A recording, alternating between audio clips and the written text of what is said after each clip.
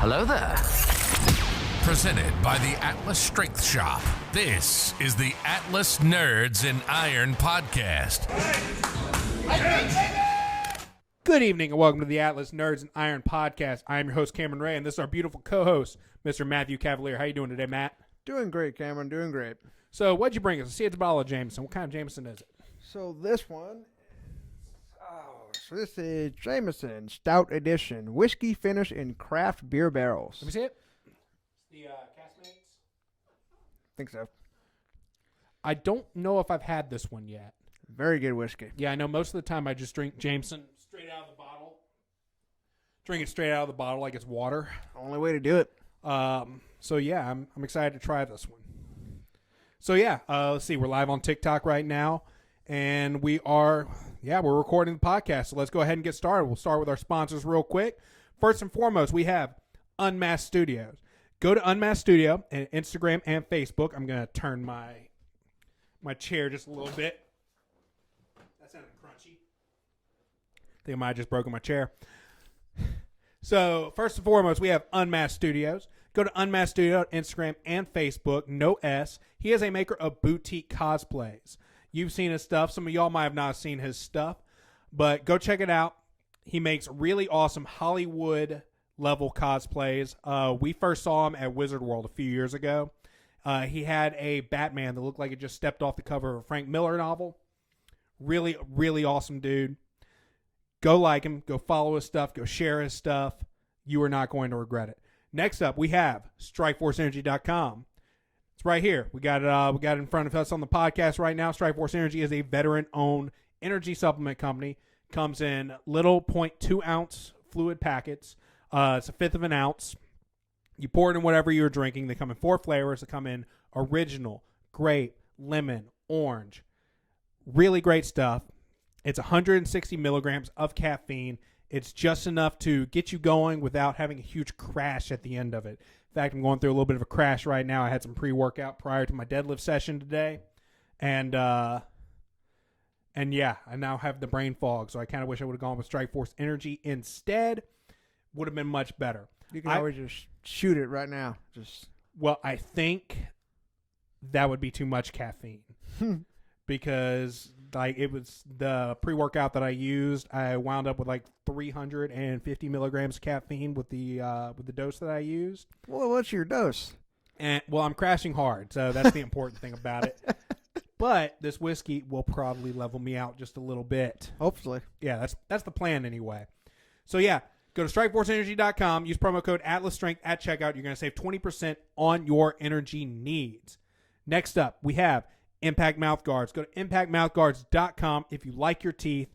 They make custom mouth guards. They make them for combat sports. They make they call them grind guards to help you keep from grinding your teeth, and they make them for strength sports now as well. Sure do. They have a power lift model with a little bit of a thicker of a bite pad on it. But yeah, they send you a mold. You bite into that mold. You ship it to them. They store that file on their servers for I think up to 6 months. You can pay to have it stored for longer if you so desire. But they're going to send you a custom mouth guard that fits you and only you. You can get a lot of really cool designs on them as well. Same technology they use at the dentist's office, but for significantly less money. I think mine cost me $50. Definitely worth the price. Use promo code AtlasStrength at checkout. You're going to save 10% on that mouth guard. Next up, we have the Atlas Strength Shop. That's us. We have a sizable apparel line now. Go to atlasstrengthshop.com, click the apparel tab, and check it out. He's wearing our OG t-shirt right now. I'm wearing one. I designed this to look like a middle school PE shirt. One of my favorites, actually.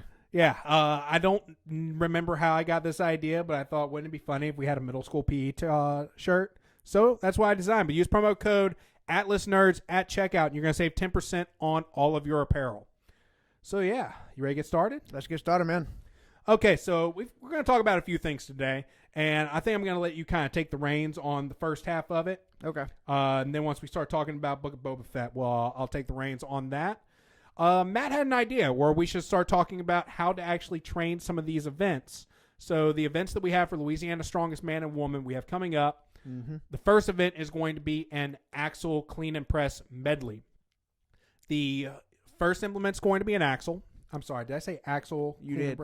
Yeah, I actually meant an overhead medley. Right. The first implement is going to be an axle. Then there's going to be a log, and then there's going to be a keg for reps. So Matt's going to kind of take the lead on best way to train that. If that's okay with you. I'm actually going to have some questions about that myself. Okay, yeah, and I'll do my best to answer those. Right. Then. So like Cameron said, with the overhead medley, it is 3 separate exercises put in one event. Axle clean and press, the log clean and press, and then the keg clean and press. I'm assuming that's a burnout for as many reps as you can. Well, it is clean and press every rep, though. Ooh, that's brutal. Yes. Well, that's kind of the idea. Yeah. So I'll be honest with you. I don't really know how to program that in. I've never actually had to prepare for a medley like that. Okay, so the way I generally do it is I pick what I'm weakest with, and that's going to be my main pressing movement. Okay. Like to provide, if I'm running a conjugate style program, it's a little bit easier. Right. Just because you can actually run through those different movements each week. Mm-hmm. But I'm not running a conjugate program because it doesn't really work that well for me. Right. Or so I found in the past. It might work different for me now. So the way I usually do it is I pick what I'm the worst with. In my case, it's going to be the log. Mm-hmm. And that's the one that I base all of my percentages on for just the basic strength work. Right. Then when I have an event day, I will add that into my event day where I actually go through the medley. Yes. Now, some athletes are going to run into the issue where that overhead, where that axle is heavier than their 1 rep max right now. Right. So what I generally tell them, even if their log is worse than their axle or their keg's worse than both of them, if they're worried about even making it to the past the axle, just focus on the axle. Okay. Don't even bother trying to get the other two because the odds are of you gaining that much strength prior to getting to the actual event, there's a good chance it's not going to happen. So it's usually best for those athletes to just focus on that first implement and hope for the best. Okay. Now, as far as accessories go, it's the same accessories that you're going to have with all of your other overhead. So seated barbell press or incline dumbbell press, things of that nature. I personally like the incline dumbbell press. What I really like actually, and especially if you do have a log, like this event has a log, is an incline log press. Okay. I find it transfers very well to an actual log. I would also say, if you struggle with the clean, definitely make sure you're not doing these out of a rack as well. Right. Because it doesn't do any good if you can press the weight if you can't clean it. Right. So with axle, it can be done. With log, it can be done. Truth be told, keg press is really more of a party trick if you got those two. If you don't have the strength for the axle or the log, you probably not going to do the keg. No, because the keg's going to be the hardest out of them. But it's also the one that it requires a lot more technique than it does strength. Right. Yeah. You know what I mean? With the keg? Yes. Yeah, the keg, if you can, from my experience, if you can put it in a position where you can get as much of your hip involved in it as you possibly can, it will send most of it out of the way, and then your tricep will just push it up just a little bit. Yep, definitely. But the hardest part is just getting to that point where you just have to press just a little bit more to reach full extension. And this part where we're kind of limited because it is an audio show. Right. So we can't really demonstrate that. Right. So I have a feeling a lot of the people who are listening have no idea what the hell we're talking about right now. True. Probably. So, but I do plan on putting out some videos on the YouTube channel and maybe some shorter form stuff on TikTok. Right. So people can actually see what we're talking about and get a good visual for it. But yeah, the biggest takeaways though is pick one of those movements, train that one for strength, and just do technique work on the other two. It's probably going to be your axle or your log that you're going to be doing most of your strength work on for that event. I haven't figured that out yet. I don't know which one is weaker for me, whether the axle or the log. From what I've seen, and it's just because you train log way more than axle, probably your axle. The most I've done so far is 195. The only reason why I struggled with 195 was because I tried to do that stupid clean thing where you could kind of catch it. Instead of doing the Continental Clean and press, I was kind of doing an underhand pull to flip it up and catch it. Yeah, there's no need for all that. That didn't work. But then when I'm just going to do Continental Clean, it just went right up. Now, a lot of people probably don't know what the Continental Clean is, but when you see people do an axle clean and press, they'll often bring it just above the belt.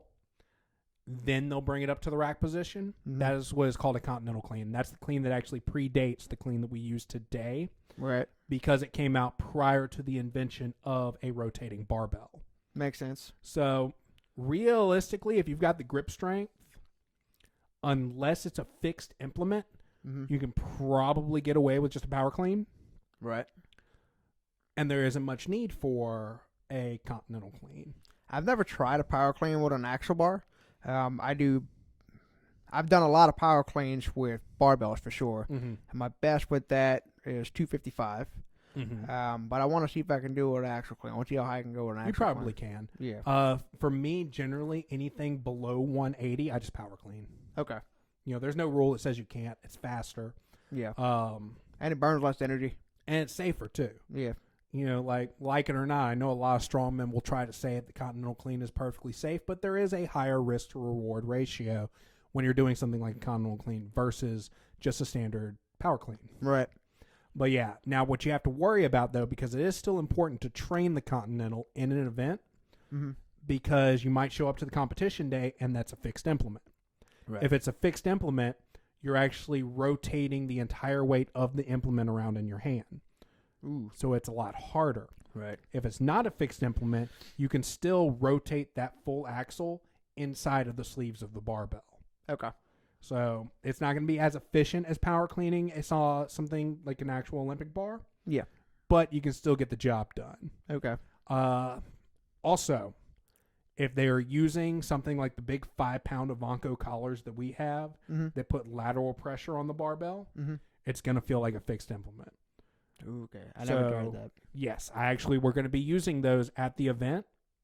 So it'd be good to train with that. Yes. So it is going to be a good idea to train the Continental because we're going to be putting so much lateral pressure on those plates for at least one of the lanes. It depends on if we have the funds to get another pair of those big collars. Oh, just spilled a little bit of whiskey on myself. Oh, no. Waste of whiskey. I have to lick it up now. It'd be weird if I could bend that way. Please don't. I'm not going to. What do you call it, a loss? Yeah. But if I can get another pair of those collars, we're going to have them on both lanes. If not, it's just going to be one of them. So one of the lanes is going to feel like a fixed implement for sure. So I think next up on that was how do you program the accessory? We covered that. Yep. And then the most common weaknesses, which I think I can kind of talk about that a little bit, just off of basically what I've seen here.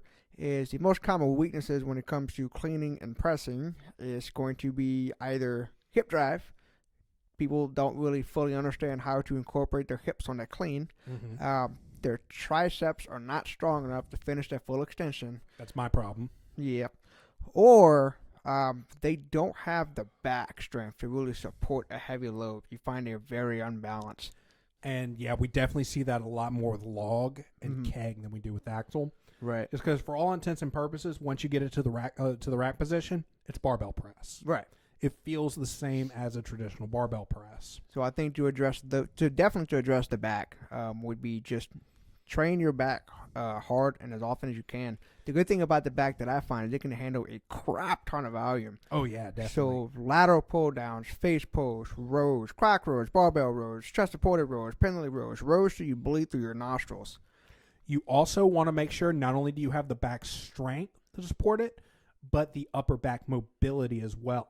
Right. That's something we see a lot is we'll see people's thoracic spine kind of lock up and they can't get into full extension to get the most, because with a log, most of that weight's going to be in front of your body. Right. Just because it's a huge cumbersome implement. If you have more upper back mobility, you can extend that thoracic spine, get more of it over your midfoot, and the press is just going to go a lot smoother if you have that mobility. Again, unless you've done this yourself, you probably have a hard time putting an image in your head of what we're talking about. That's something we can also cover in a video tutorial. We also do have a lot of followers on our TikTok, though, that the ones that are listening to us right now. Pretty much all of our listeners for the podcast do train strongman, so they do have a little. So they have an understanding. Yeah, they have an understanding. We're starting to hit a lot more new people with our TikTok lives. Right. And I just realized that I can actually go into settings and save this video so we can upload these to YouTube as well. Okay. Maybe it really depends on if I can get the download, because they are going to be large files. Right. So, but I'm sorry. Finish your thought. But yeah, the video tutorials are going to go a long way towards. Yeah, that's something that I want to help out with. Something that I want to do.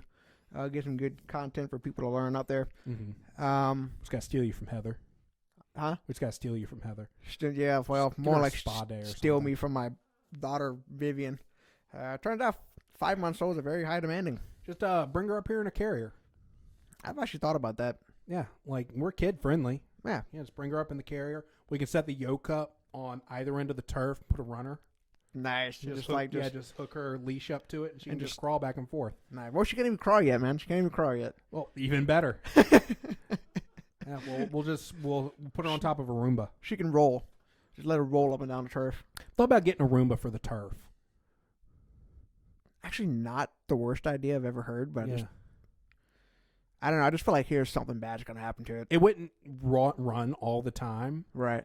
Yeah, basically I'd bring it out, put those corners out, hit play, and it would kind of do its thing. What I really want, Milwaukee makes a backpack vacuum that takes a 40-volt battery. Really? Yes. That's cool. They're like $700. Oh, that's a lot. They are ridiculous, but I want one so bad. That would be an efficient way to clean that up. Yeah, because that's one of the reasons we blow the place out with a leaf blower, is because the place is so huge and there are so few outlets Right. that we don't have enough cord to actually vacuum the place. So that's why we leaf blow. Right. And that works great, but yeah, something like big backpack vacuum that takes a battery. That would be even better. That'd be awesome. That way you don't have to roll up the doors when you want to clean up. Yep. Yeah. Well, what I generally do, you've never been here when I blow the place out, have you? Yeah, you start from this end, from the far end by the entrance. I close one door. Yeah. I open up that back door to about 48 inches in height. Oh, and you put I turn the fans out. Right. So that sucks all the dust out.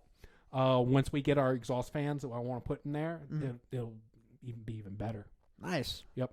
Yeah, for some of you who may not have been here, our gym is across the tracks from a quarry, like a little quarry, some kind of little. It's a concrete processing plant. Right. So on a really windy day, sometimes some dust gets blown in and gets a little dirty. Well, it's not only that, but Colt also, baby powders the crap out of his thighs. You can swear this guy's a cocaine addict the way he uses.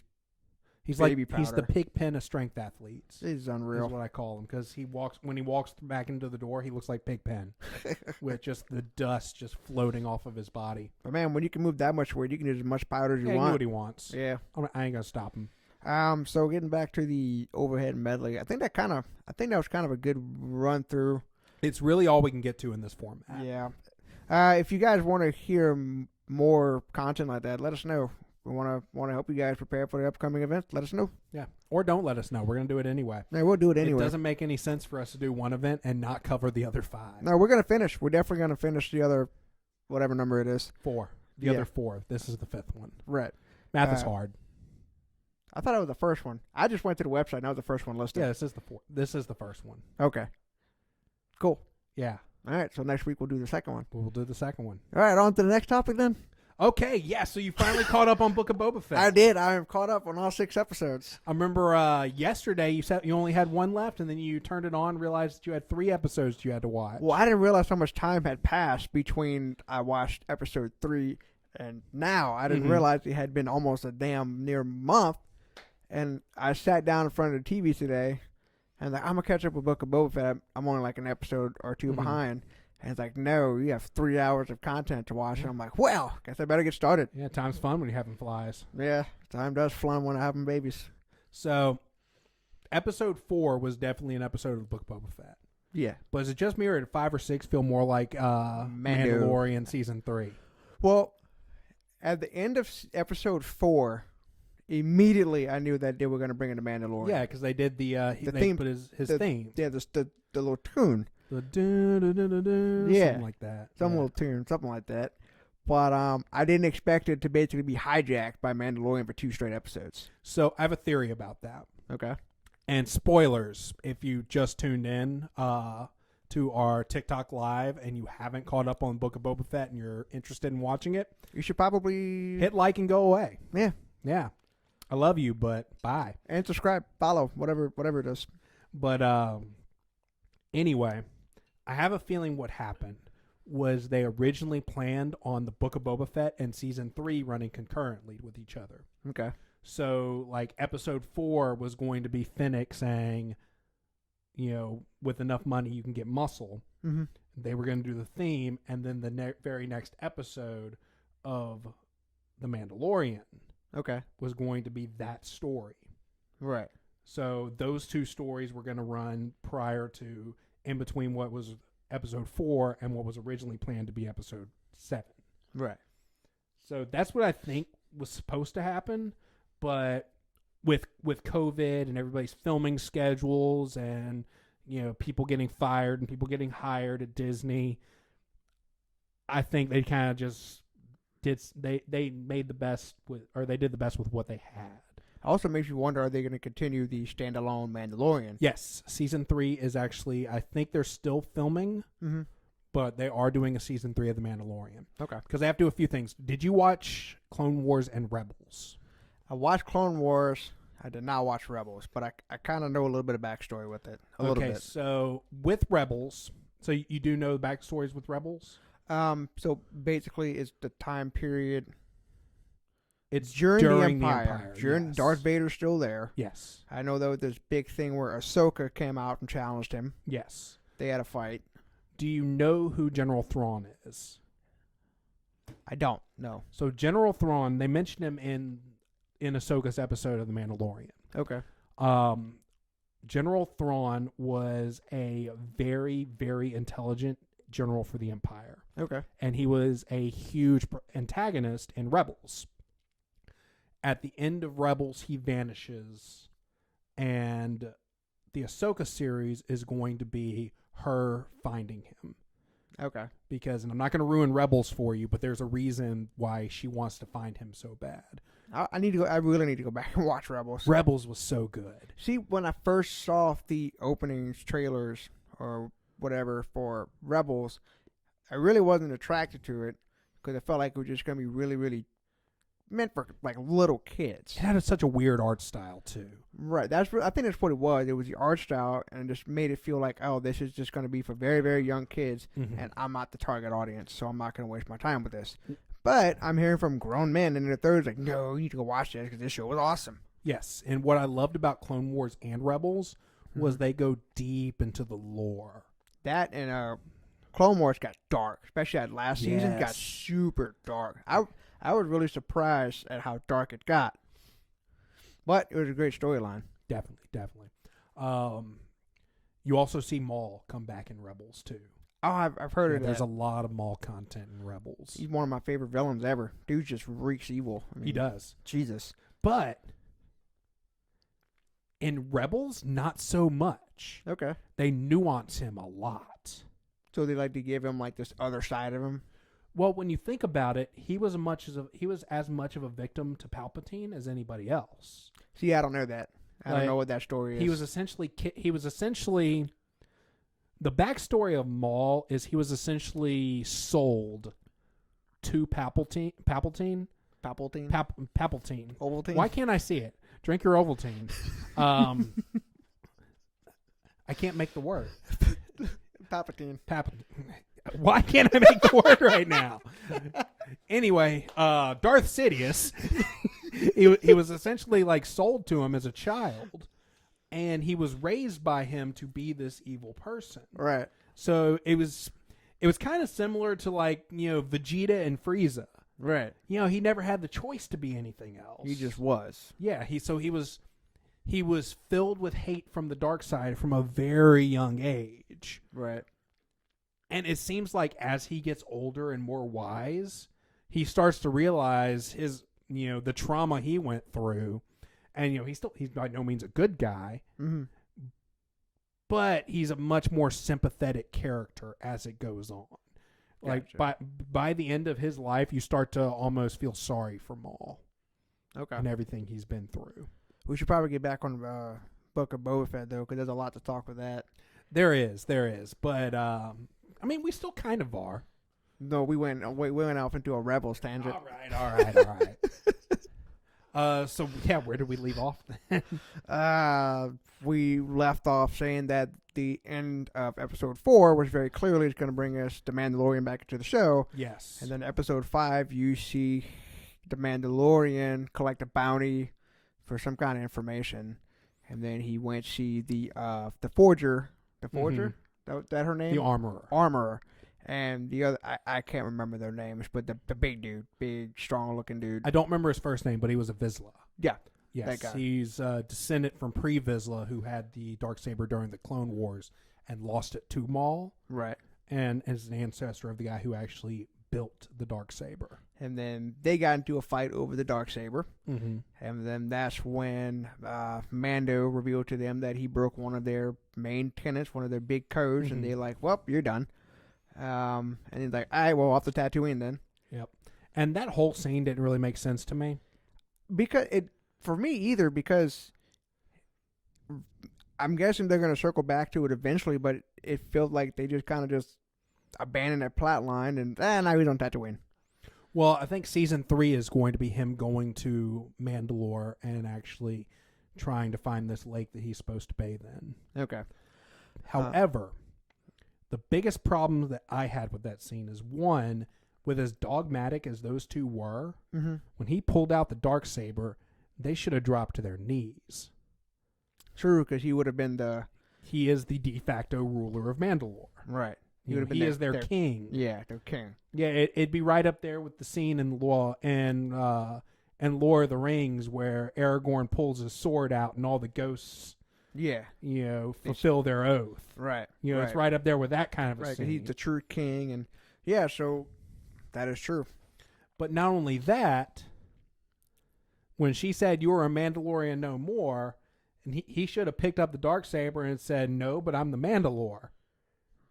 Because that is the title of the ruler of Mandalore, is the Mandalore. Okay. He's their king. Like, you're not a Mandalorian anymore. I make the rules. True. But I have a feeling like the Mandalorians kind of, I don't know much about their backstory, but the way they communicate and the way they treat each other, it feels like they have a hierarchy, but it's much more into like mutual respect. It is. Like they hold each other to a much higher standard than I'm the boss and you're my soldier. But that being said, they haven't really touched on it yet. The armorer is going to turn out to be a villain. Really? 100%. Interesting. Look at her helmet. Who does it remind you of? Think about it. You can't picture her helmet in your head, can you? I can't. I know it's a Mandalorian helmet, and it's definitely different. It's more round, has a more like fancier designs. It also has horns all over the top of it, like Maul. Maul held the Darksaber for a long time. That's true. Maul ran Death Watch. Okay. So, because Pre-Vizsla, when he got hold of the Darksaber, he was in charge of a faction called Death Watch. Okay. The faction that Mando is a part of is called the Children of the Watch. Okay. So it seems to be an offshoot of Death Watch. I have a feeling, and I don't remember her name, but I have a feeling that the armorer is somebody that we've seen in Clone Wars. And she was a very loyal follower to Maul. Ah. So I have a feeling that's where this is going. I don't think she's a good person. She's going to turn out to be a bad guy. She is going to turn out to be a bad guy. Interesting. Which I have a feeling that she fully thought that her boy was going to win the Darksaber for Mando.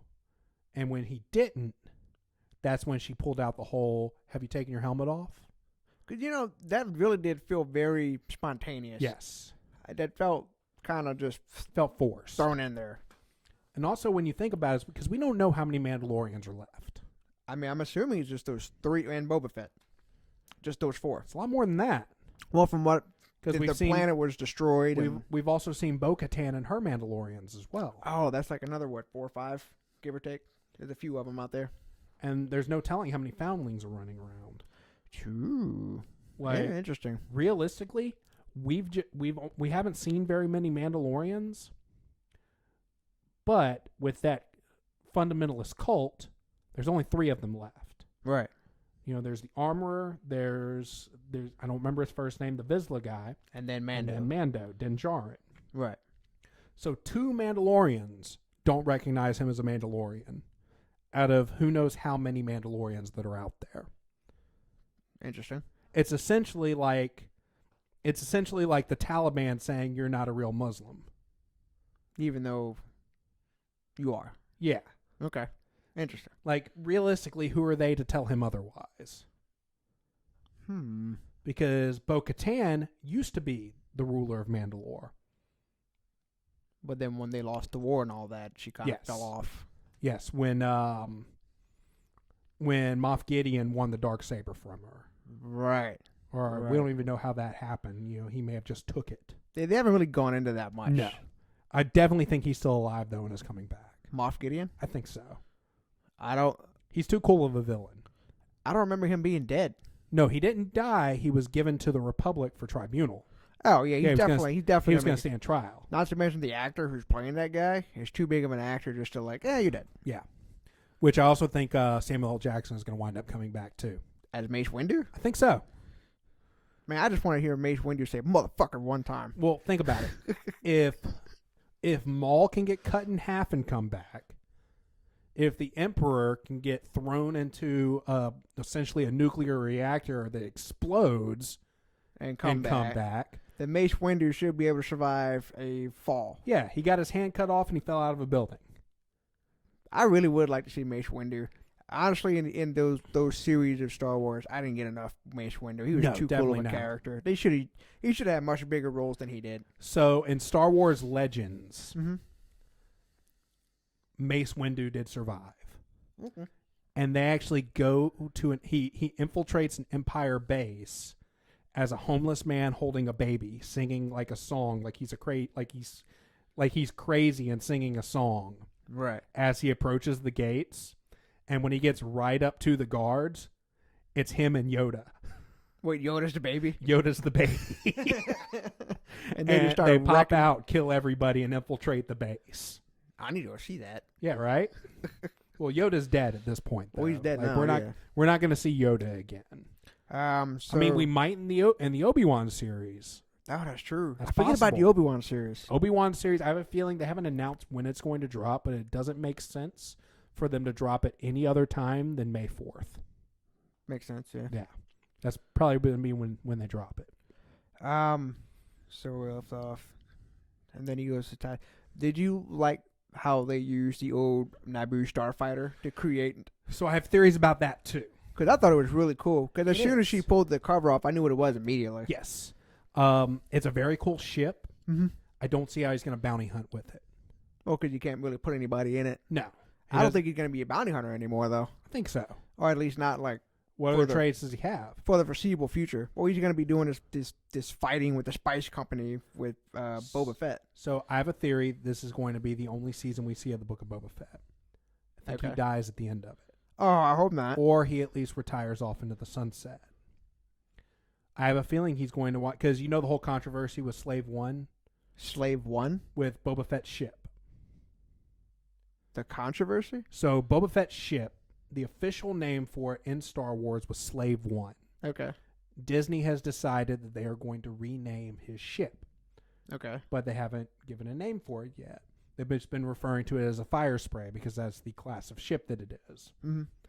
I have a feeling at the end of this series, Boba Fett's going to either retire or die, and Mando's going to wind up with his ship. And Mando is going to rename it. You think that's going to be the new Razor Crest? I think so. Yeah, okay. I think that's what's going to happen. I hope he doesn't die. I hope he doesn't die either. But especially now that you develop this character beyond just the bounty hunter that we all knew from the original 3, it's like I don't want to see him live. I think he was cooler when we didn't know that much about him. I don't know. I like deepness. Yeah. There are definitely characters I would rather see Tamara Morrison play than Boba Fett.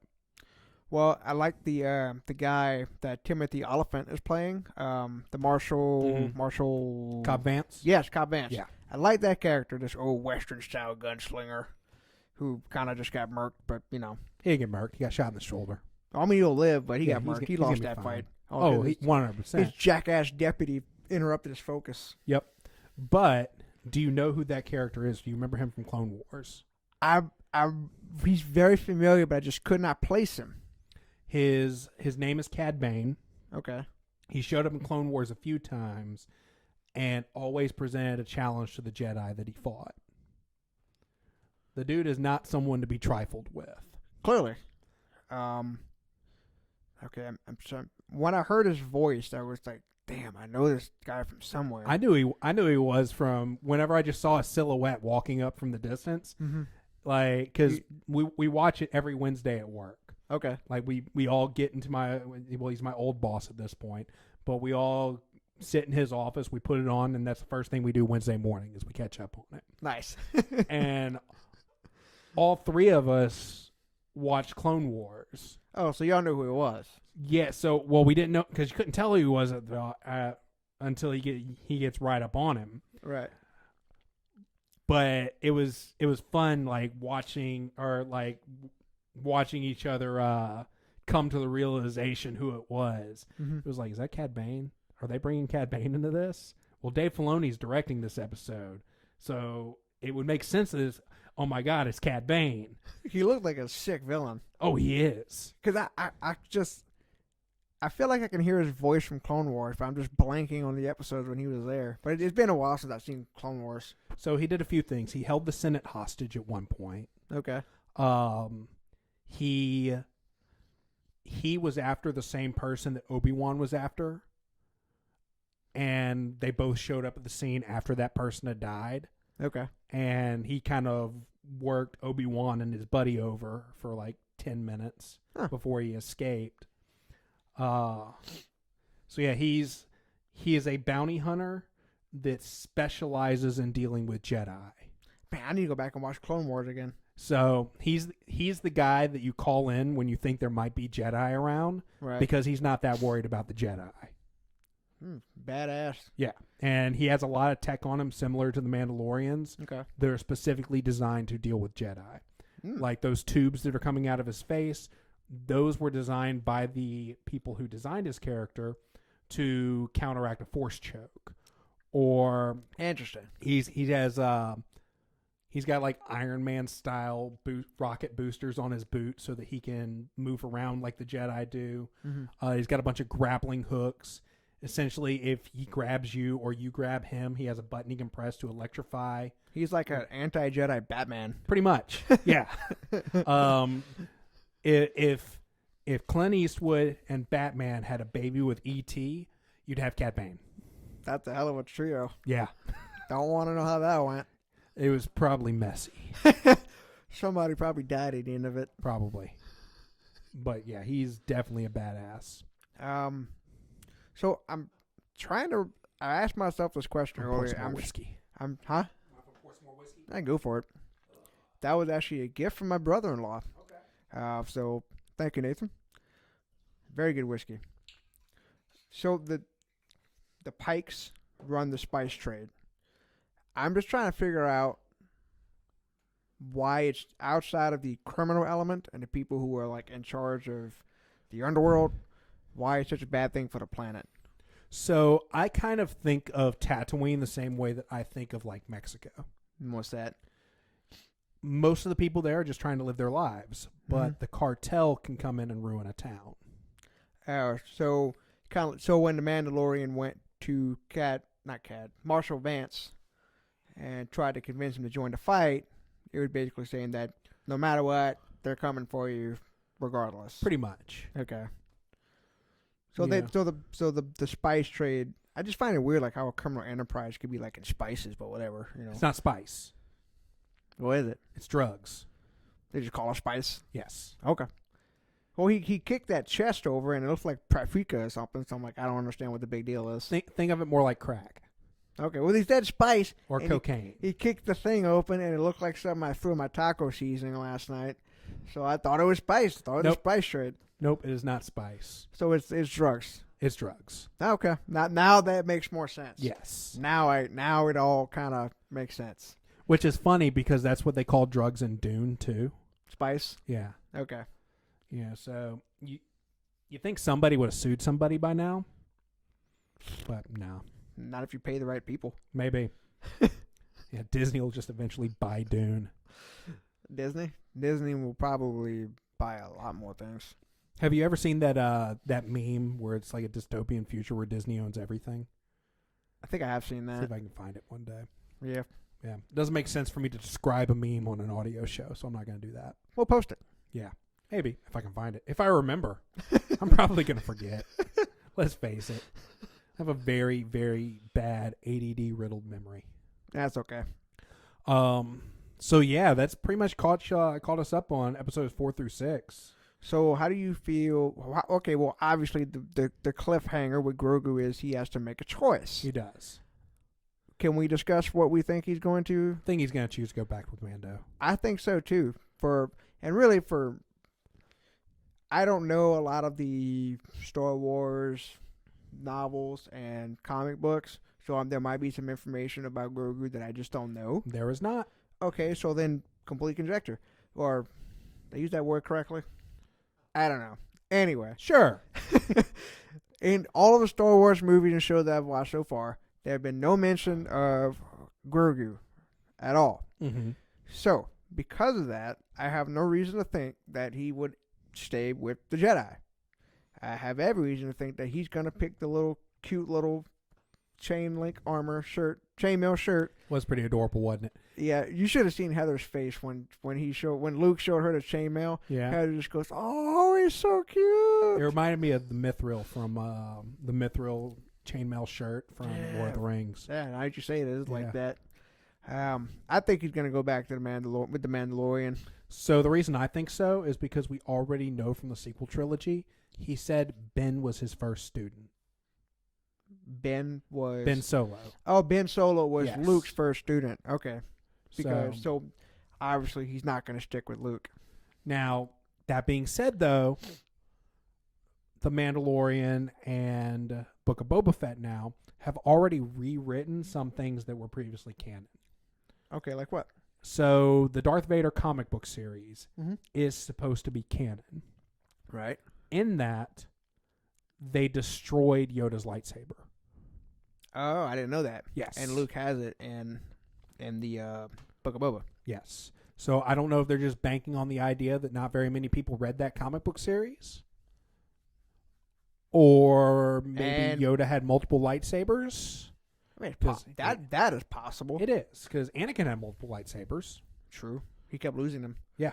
No, it would be perfectly. Well, I mean, if I was the greatest Jedi ever, I'd have a spare or two lying around. Oh, yeah, You know, definitely. I keep an extra lightsaber in my nightstand. Yeah, why not?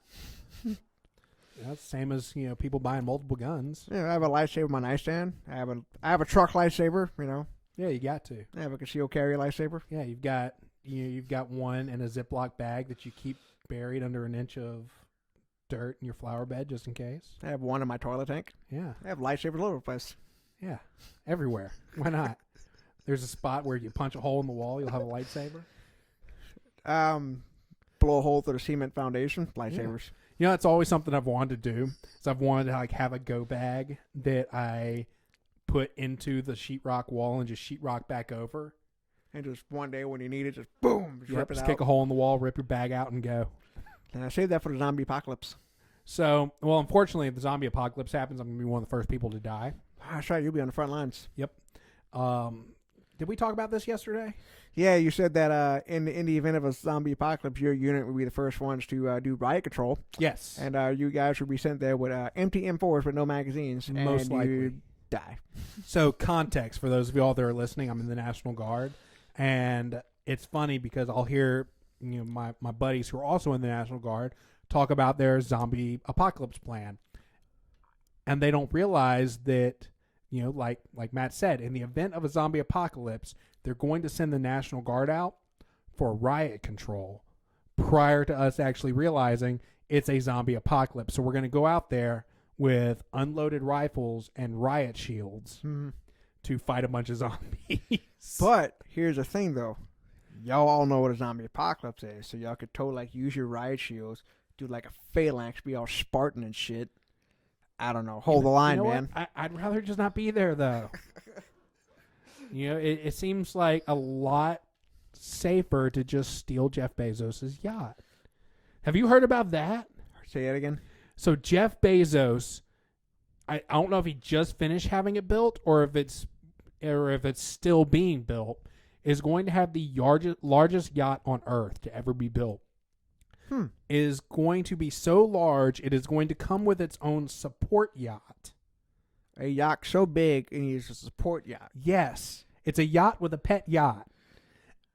Jesus. They are disassembling a bridge in Denmark so he can go under it. Tell me you have way too much money. That is way too much. Without telling me you have way too much money.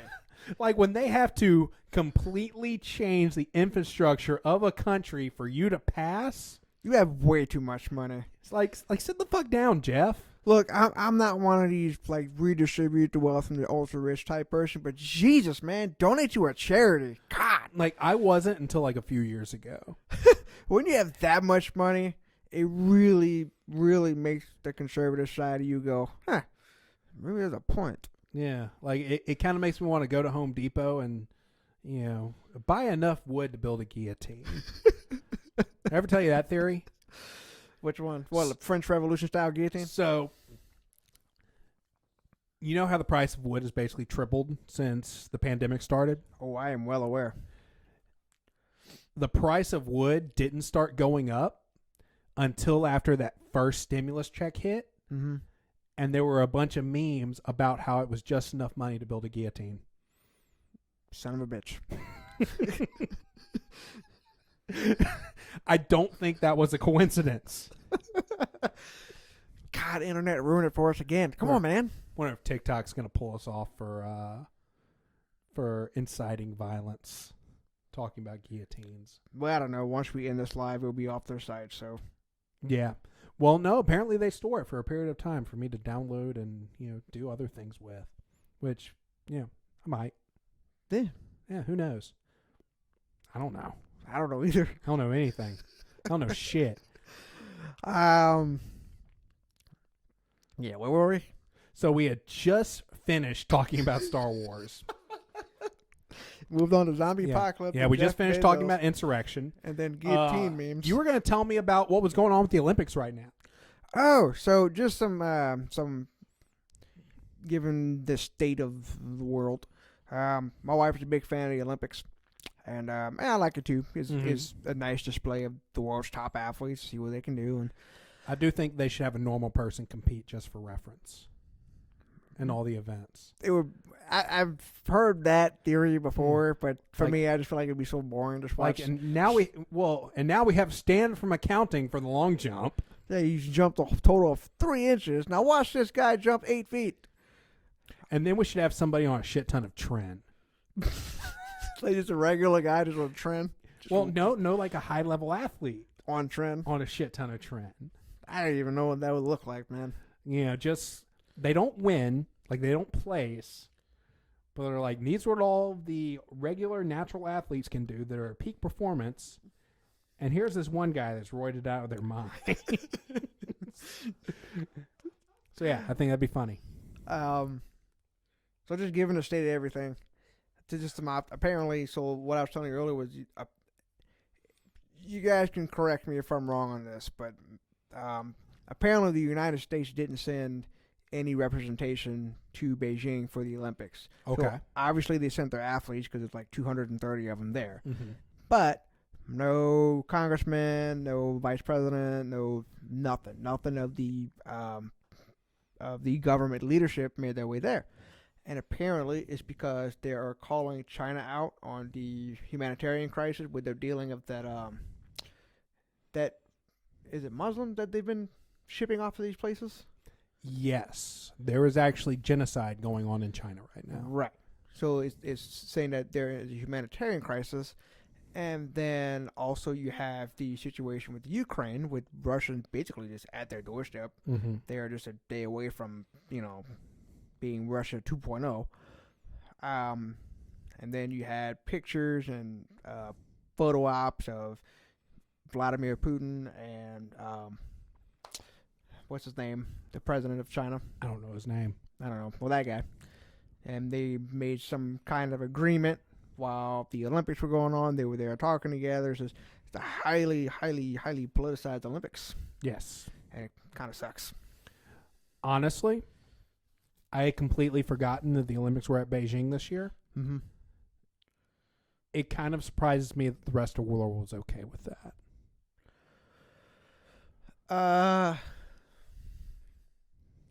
A theory is two things. People are ultra sensitive and PC to a lot of things, and they don't want to call things out that China does for that, or they have this absolute fear of them. Maybe a little column A, column B. Which to me, both of them make no sense. Yeah. But that's just my not so humble opinion. Okay. So yeah, like after I realized, or after you reminded me they were in Beijing this year, we probably shouldn't have sent any athletes. But at the same time, I understand sending athletes, because how are you going to tell 230 people who have been training their entire life for this moment because of politics, you can't go? I wouldn't be able to tell them that. Yeah, it'd be kind of a dick move. Yeah. Especially because the Olympics only happen every 4 years. Right.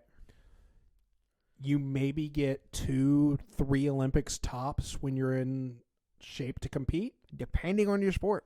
It really depends, because some sports staying at that peak is so hard. I feel really bad for the weightlifters right now.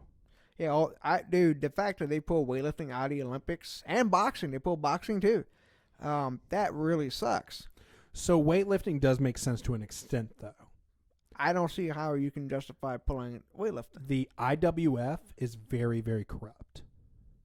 Okay, but they got caught hiding positive drug tests. But why pull the sport? Because the IWF is the organization that goes to the Olympics. Okay. So they got caught hiding positive drug tests. And they didn't really do a whole lot about it. So they didn't pull them forever. Mm-hmm. They essentially said, for this Olympics, you're banned. Okay. But if you get your shit together, then they'll be able. We'll revisit the issue. See, weightlifting is probably is the oldest sport in the world. Hey, can you move that rock? Yeah, said one caveman to another. Mm-hmm. I mean, weightlifting is about as simplistic of a sport as you can possibly get. So I just don't understand how you can remove that from the Olympic Games. And boxing, same thing. Two dudes want to see who's tougher, so they duke it out. I mean, I think they also got rid of wrestling too. No, I think wrestling's still in there. Is it? I didn't hear them pulling wrestling. I read somewhere that they did, but that may have been wrong information. Yeah. I didn't remember that the Olympics were in Beijing this year, so that just goes to show you how closely I follow it. Well, honestly, I didn't know it was in Beijing until like last week. Yeah.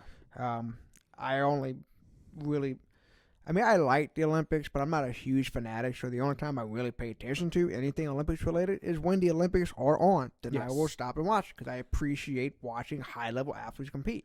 I really like watching the weightlifters. Those are always fun. The throwers. Yep. But my favorite is probably the gymnasts. Yes, men and women. That is incredible.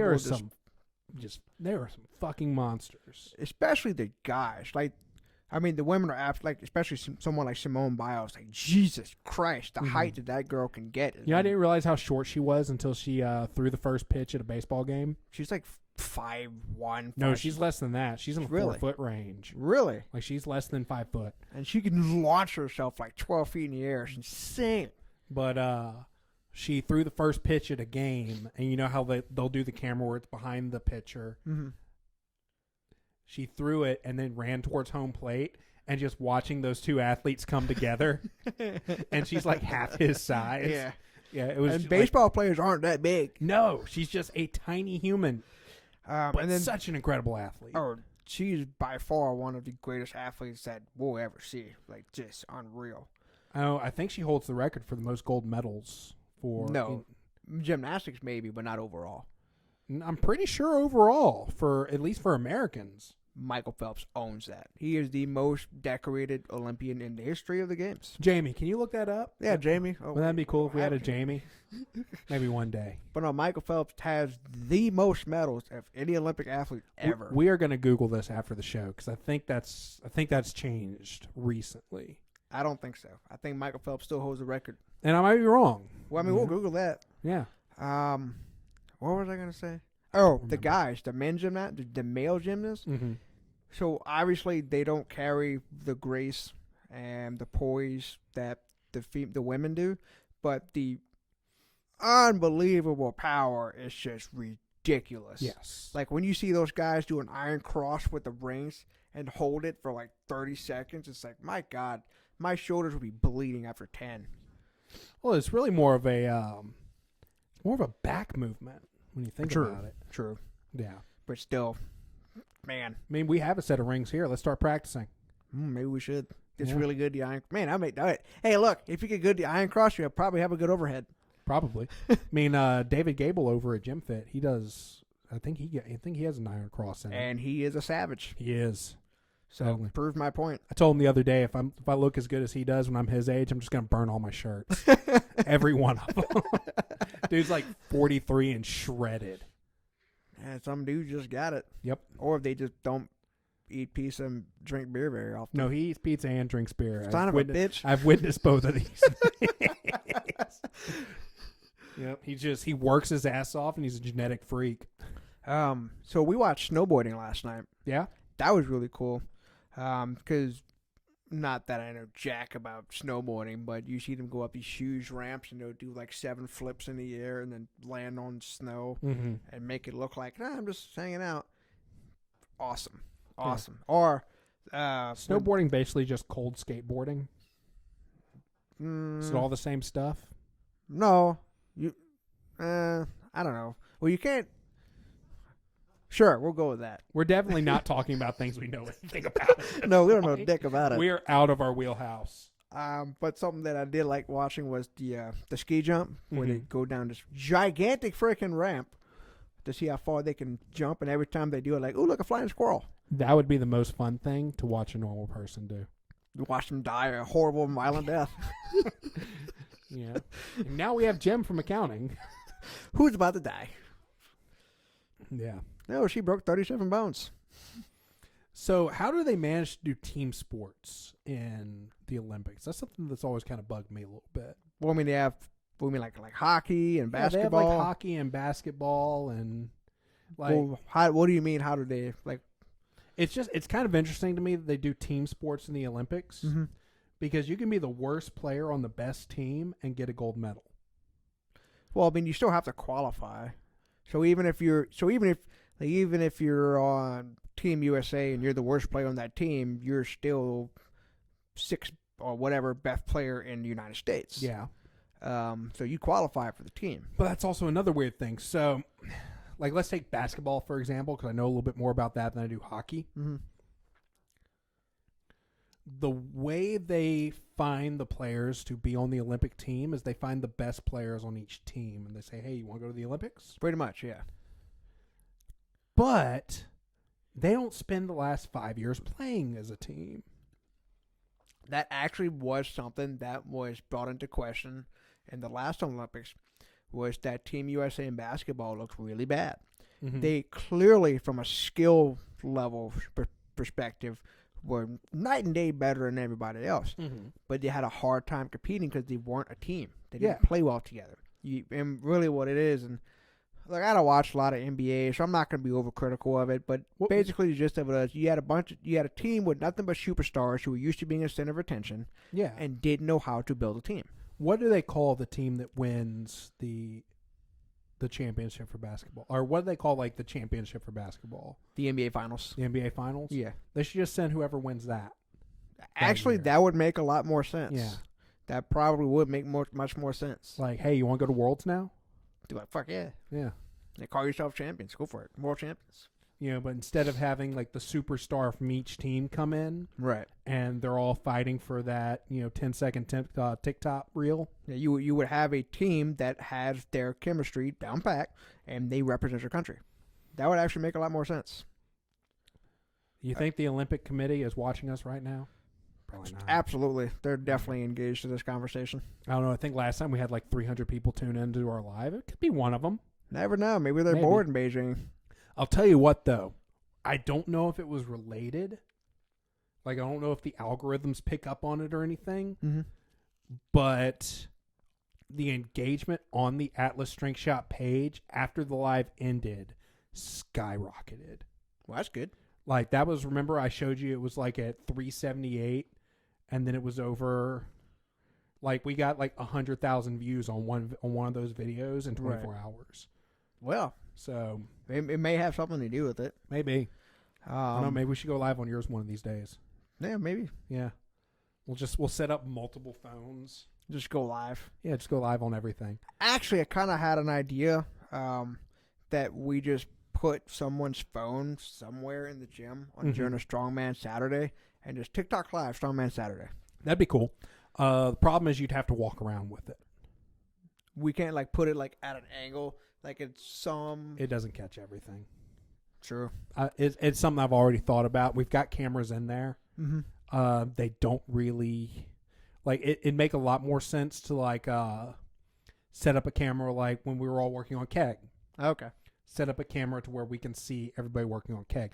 Well, we have tripods. The problem is you have to have somebody that's actually manning it to talk to people. It's different right now because we're putting on an actual show. Right. So we don't have to sit and engage with the audience as much. But we would have to sit and engage with the audience for something like that, I think. That being said, I think it'd be a good idea for us to do a TikTok fed Q&A. Okay. I don't know. Maybe we'll do that next week. Yeah, we can definitely do that. Yeah, people can get on TikTok and they can ask us questions in real time, and we'll answer them in real time. Because you're actually monitoring the feed right now, aren't you? I am. Let's see. See how many people are watching us right now? It says 3. I don't know 3? if that's right. I see a number 3, but That's probably right. we actually have a couple of questions. Yeah? Let's see. Well, screenshot them and we'll add them. But yeah, on that note, while you're doing that, we just hit the hour mark. Do you feel like this is a good time for us to go ahead and bring things in? Bring what in? The podcast. Oh, yeah, sure. Okay. You've only had 2 fingers? I'm actually starting to feel it a little bit now. So yeah, let's bring it in. So we're going to recap the sponsors real quick, and we're going to go ahead and say bye to everybody. Alrighty. First and foremost, we have Unmasked Studios. Go to Unmasked Studio on Instagram and Facebook. He's making boutique cosplays. Go like his stuff. Share his stuff. Save it to your inspiration folder. Tag us in your favorite one. Unmasked Studio. That is without an S on Instagram and Facebook. Please go check him out. He is awesome. He is. Next, we have StrikeForceEnergy.com. It's right here. Go to StrikeForceEnergy.com. Use promo code AtlasStrength at checkout. And you're going to save 20% on all of your energy needs. And if you're anything like us, you have energy needs. Might take one right after this. Who knows? You're going to be up late. I I'm mean, probably you're always up late. I'm always up late. I don't sleep. Then next, we have Impact Mouthguards. Go to ImpactMouthguards.com. Use promo code AtlasStrength at checkout, and you're going to save 10% on your next mouthguard purchase. They also have apparel. They have athletic tape. They've got a lot of cool stuff on there. Yep. I haven't used any of their products that I didn't like yet. They are really awesome. They have a lot of cool designs, too. We got some cool designs. They got some cool designs. Buy a bunch of shirts. Mm-hmm. And last but not least, we have the Atlas Strength Shop. That is us. Go to our website. Click the apparel tab. Get you a shirt. We've got this logo on a shirt right here, the Atlas Nerds and Iron Podcast logo. We've got probably, I think we're up to 20 designs on there right now. I'm going to drop some more next month. A lot of cool stuff. Use promo code Atlas Nerds at checkout, and you're going to save 10% on your next apparel purchase. Got anything to add, Matt? Nerds. What? That's about it. Okay. Don't forget to like and subscribe to our socials at Atlas Nerds and Iron Podcast, the the Atlas Strength Shop. Follow us on TikTok. Follow us on Facebook. Follow us everywhere. And finally, if you're on Apple Podcasts, give us a 5-star rating. It really helps boost us in their algorithms, gets us in front of more eyes. If you give us a 5-star rating, we would greatly appreciate it. Ooh, one more thing. What's if up? you are in driving distance of Baton Rouge, Louisiana, please, Saturday, 10 a.m., Strongman Saturday, make your way out here. Every Saturday, unless otherwise stated on the Instagram. Assuming we don't have natural disasters, which, it happens. Assuming what? Natural disasters. Yeah, natural disasters happen actually quite a bit. Yep. All right, well, until next week, we'll see y'all then. See ya.